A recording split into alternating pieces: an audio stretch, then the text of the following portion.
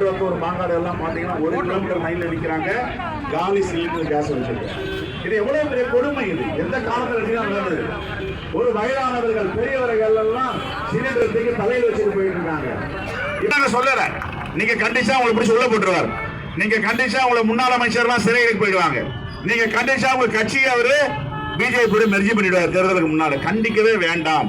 ஒரே ஒரு கோரிக்கை, தமிழ்நாட்டு மக்கள் எல்லாம் தெருவில் சிலிண்டர் வச்சுட்டு அலைஞ்சிட்டு இருக்காங்க, சாப்பாட்டுக்கே கஷ்டப்படுறாங்க, டீ கடையில டீ குடிக்க முடியல, தேநீர் கடையெல்லாம் மூடிட்டாங்க.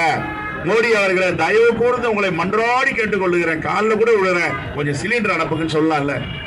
ஏன் இதுவரை எடப்பாடி பழனிசாமி அவர்கள் வாய் திறக்கவில்லை? என்ன காரணம்? என்ன காரணம்? தமிழ்நாட்டு மக்கள் புரிந்து கொள்ள வேண்டும்.